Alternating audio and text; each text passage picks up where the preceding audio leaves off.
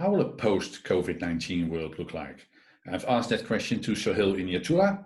He's a futurist. I did this interview with him from my home in Utrecht, and he was in Brisbane, Australia.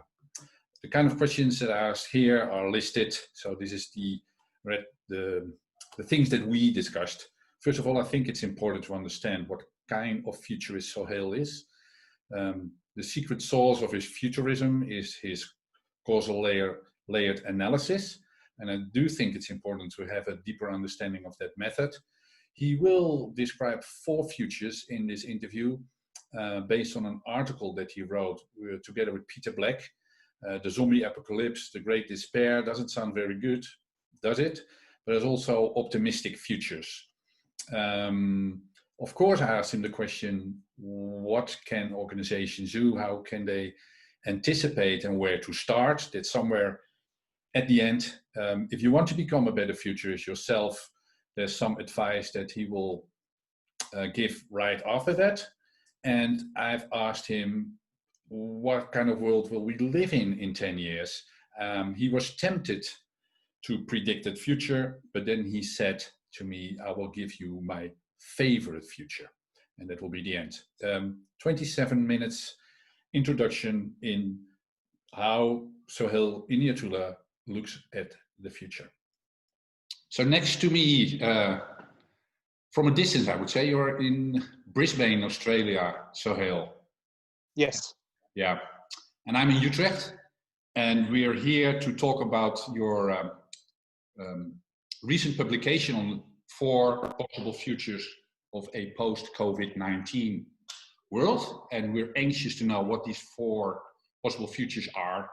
But I also want to challenge you on the question, what kind of futurist are you? Well, there's some futurists, they're engaged in prediction. Here's what will happen. And our view is that's one type, very popular in the 60s and 70s. Mm-hmm. Then there's a type who do scenarios who say, well, we can't really predict because the world changes so quickly and we're complicit in that world, complexity. So they do scenarios, different futures. Our work is, yes, we look at scenarios, but we're always saying, what are the underlying narratives or myths or metaphors underneath it? So my context is, for about 18 years, I've been working with the Australia Biosecurity Group. And they're zoonotic experts. They're animal health scientists. And so I've been training them in future studies methods and also learning from them. So this article with Dr. Peter Black, who is a veterinarian epidemiologist. So the first thing we looked at was, is this a total surprise? And of course it's not, because it was very clear to them zoonosis is possible when you go into wildlife areas, when you have wet markets, these type of things emerge. That's where you say it's not a black swan. So people are saying this is a black swan, but you're saying it's not a black swan. Yeah, predicting the date, predicting the impacts, that's a different effort. But no one I know in the biosecurity community is at all surprised. We've been waiting for this, we're expecting this. Figuring out what's going to happen next is always a challenge. Now, since we don't know what's going to happen next, there's choices to be made. So then it's very clear to develop alternative futures. Mm-hmm. So the 4 simple, the 4. I was thinking about Bill Gates. So Bill Gates has his talk. Speech a few years ago, the next pandemic. You mentioned it. We had this talk, I think, right after 2008. Another crisis. We talked about what will happen after, and everybody was saying this is a game changer. And now when you look at all those people saying like Harari, saying this is the moment, everything will change. But from the crisis we've seen, not much has changed from my perspective, but maybe you have a different view on that. No, I agree with you. The decision, this is the leadership decision. The decision in 2008 was save Wall Street or save Main Street, right? And he said, let's save Wall Street, and let's not worry about Main Street. And now here, they're saying very clearly, everyone has to be saved. You need to save small business. You have to save households. And of course, some people say, well, you need to save the big corporations as well, because they need to be ready to employ people. So this, to me, if we look at 4 circles, right? There's the economy circle, spirit circle, nature circle, and society circle. Mm-hmm.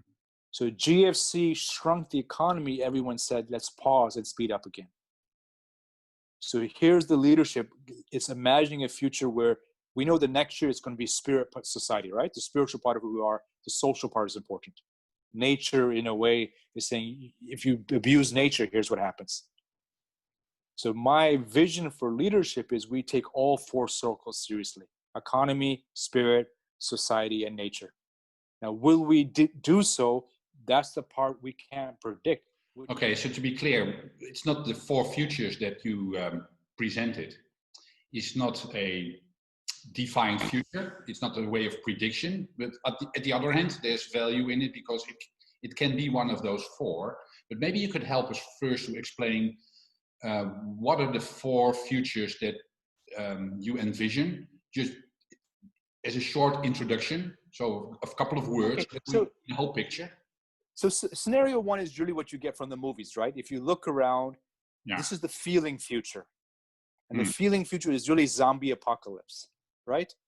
Sounds scary. Something terrifying is saying every morning when people wake up, the first thing they used to think the first thing people used to wake up when they woke up in the morning was things to do list. Here's the 10 things I have to do today. Now people wake up, there's oh my God, what's happened to the world? There's a feeling of dread. If, Kierkegaard always talked about dread. Angst. So this is the metaphor for me is zombie apocalypse. Okay. I can't control it. It's coming to get me. This could be a recession, could be a depression, could lead to the breakup of countries, could lead, clearly Mr. Trump knows that if the Dow is down, election time, he loses the election. That can be the consequence, yeah.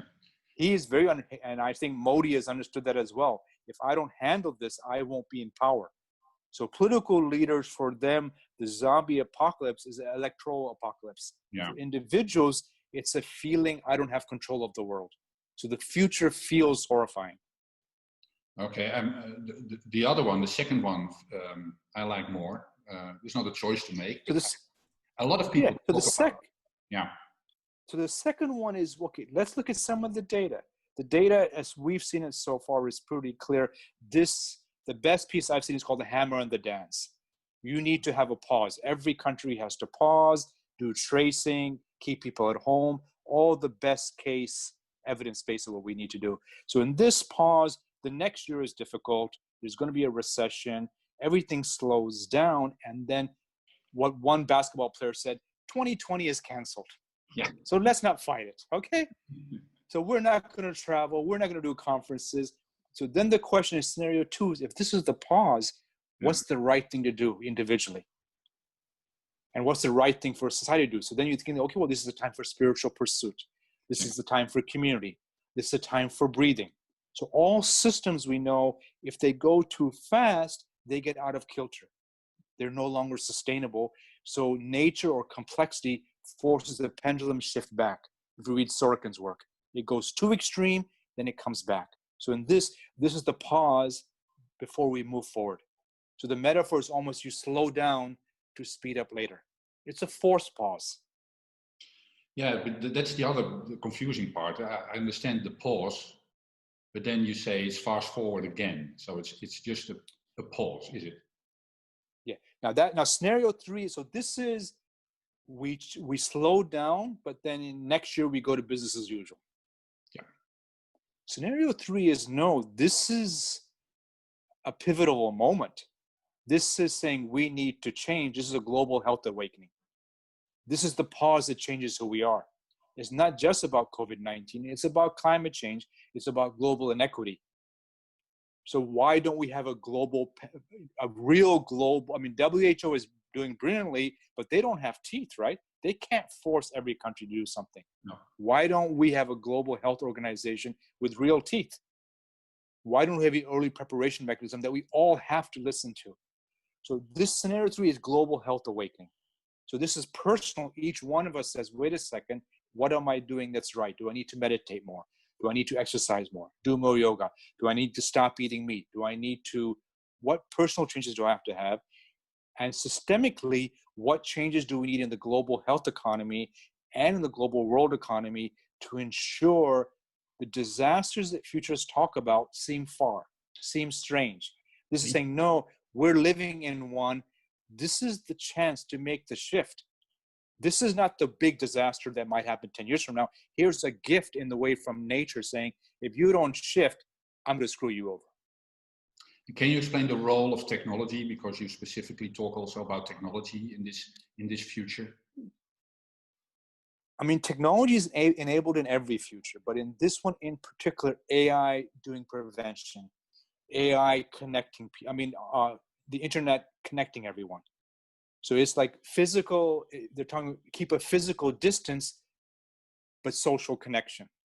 So in this future, we're using AI, startups, large companies to give us the information we need for prediction prevention. So to me, that I say it's going towards the 5P health model. So P1 is prevention, right? P2 is precision. I need data about me, you need data about you. P3 is partnership. We can't do this without everyone. P4 is participation, right? That every health actor has to participate in their health journey. Every health country has to participate in their health journey. And the fifth P is personalized medicine. Precision, personalized, prevention, partnership, participatory. So that's kind of a new model of global and personal health. Well, in the same future, you talk about a concern, and Harari is also talking about he calls it under the skin surveillance. So there's a flip side of using technology in that way. So it's a sort of positive future, but there's also a concern. In terms of what I'm seeing from a strict Western view of the individual as first, this is challenging it. This is saying we need to, if West, this is structural analysis, right? West is more individualistic. Singapore, Taiwan, Hong Kong, South Korea, PRC are more collectivist. And this saying, well, in a crisis, it's the collective that saves you. It's community that saves you. This is not a time of the individual Superman. This is a time of the group of heroes working together, and technology enables that. So my sense in scenario 3, because scenarios are possible futures. They're not ideal states. In scenario 3, clearly privacy becomes an issue, and to me, the pendulum shifts. But now that privacy is an issue if you don't trust the state. Mm-hmm. In Australia, when the Prime Minister made his pronouncement, no one believed him, they didn't trust him, so they bought toilet paper. That was their indicator, we don't trust the state to protect us. In other countries, the Prime Minister of Singapore came on and said, there's no need to panic. We will take care of you. Everyone take care of each other. So no one had a sense of loss of privacy. It was, this person is trustworthy. We trust the leader. We trust the state. Let's take care of each other. I think the in scenario 3, it changes. And I don't know what the story is in where you are. No, I think the Netherlands is sort of in between. We trust our Prime Minister, but exactly at the same time, we bought toilet paper. Yeah, it was. Okay, so in the Arab world, it's called trust in Allah and tie your camel. So, trust the leader, but trust the leader, but wash your hands. Wash your hands. Scenario 3 is we slow down, not to speed up. We slow down to transform. Yeah. The fourth one is called the Great Despair. Can you explain? This is where there's mutation. We actually don't succeed. The hammer we're trying doesn't work. It works for 3 months, virus comes back. Works again. It's not the science of it. It's the sense I can't control this future. And there's danger everywhere. So this is the Great Despair. So this goes on for many years. The stimulus packages we're seeing, they help, but then there's hyperinflation 3 years from now, right? So the troubles that start now don't go away for many years. And then we have nation states, they might split, they might fracture. This is the long difficulty. Yeah, so you call it back to the Middle Ages. Yeah, so the only conclusion is, well, I don't trust anyone, so we create the castles and walls. So this is, to avoid this scenario, the messaging of every leader has to be very clear. This is humanity is one, we're on the same boat, we're not going to fight each other, we have to change who we are. That's scenario 3. Could we figure out together in this call how to get to the most positive future. I would say it's the global health awakening. If, Yeah. if so, what is needed? And I think this goes back to your CLA analysis. I see it as a sort of toolkit. I'm not sure whether you can talk about it as a toolkit, but could you help us explain by example how do we get there, and how do you look at the 4 instruments of the CLA analysis of the futures? So CLA tries to go deeper to the headline, but what's underneath the headline. So when I see some headlines blaming a particular community, their inner story, their system is xenophobic, their inner story is don't trust the other. So litany is the headline. Mm-hmm. So for some people, number of people dying, right? That's level 1 analysis. Number of people getting sick. System is basically the organization of it.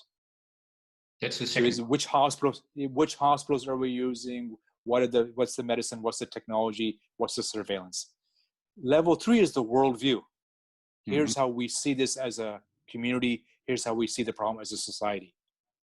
So the worldview is what the worldview is what differs. So the piece I'm working on now to explain this, the worldview changes your strategy. So let me give you 7 if you have a second. And that explains CLA in action, because the deeper part of CLA, the worldview is informed by a core narrative, a metaphor.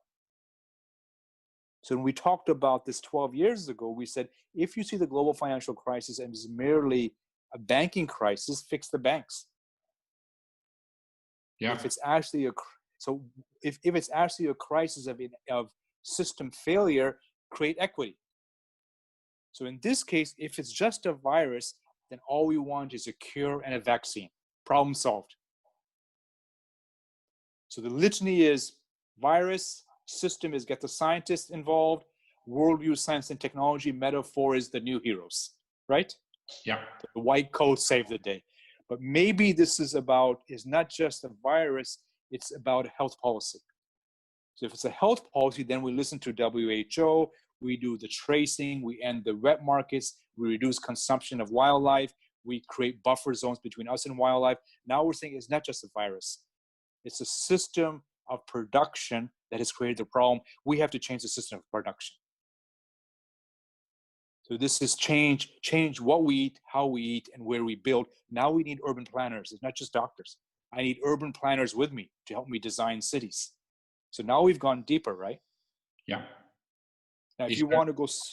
Is there a deeper layer even? Is there a way to... Yeah, well, a different narrative is geopolitical. So already some people, there's a whole group of people sending out bots of misinformation. They don't see this as a virus issue or a health issue. This is a chance for a geopolitical advantage. Let me blame one country, let me spread misinformation, because this gives my country advantage. So for them, this is just a Cold War again. This is great. We can destabilize, we can win. So their metaphor is, last one wins. Last one standing wins. So this is now, then I ask, and then now narrative 4 is what we talked about, wellness. So the real narrative is, okay, this is the health awakening. What's the comorbidity factors? So we know one big comorbidity factor is pollution. It can't be just a vaccine and a cure. We have to change industrial production to reduce pollution. Pollution is one of the deeper causes of this issue. So how do we design, how we create economies where we're no longer polluting? This is challenging fossil fuel era. This is the solar energy. Yeah. So this is really a worldview shift.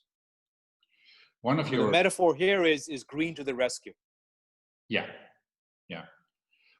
One of the things you talk about is culture eats strategy for breakfast. So how likely is it that we are creating this better future while at the same time there's culture? So this is the tension, right? So we know we should end those type of markets, but there's a culture of, well, if I eat this type of food, it's going to make me healthier, right? So some people have that view. We know that's not backed by evidence base. So now there's the dance. So I know in China, they've said we will ban all wet markets forever now. Now, the culture will try to come back. Here's where the system has to try to overwhelm the culture. But also you need the cultural shift. So the cultural shift here is, well, move from exotic animals to wellness. you don't need those animals to be well. Maybe you just need better tofu. Maybe you need better exercise, and we're going to make the cities greener. So this is when so this is the cultural part is crucial. Now, often when there's an external. Yeah, you're talking about specifically about the Chinese culture of the wet markets, as you call them, where diseases like corona start, Yes, to get rid of that part of culture. And so when I talk to my colleagues there, say, yes, we're very clear. We need to shift our diet. We need to shift how we talk about the future. We've been saying we're going to delay cleaning up, and now we're saying, oh my God, here's what it feels like to be in a clean, green city. Let's be part of the solution to the global climate change problem. So wellness and well-being now become not just, oh, it's an interesting idea, right? No, this is not an interesting idea. This is decisive in the world we get. Yeah. Is there any advice to be given, looking at the strategy of those companies, to anticipate on one of those possible futures? So there's two parts to it. Part one is exactly what you're saying. Every company needs to have an anticipatory dimension.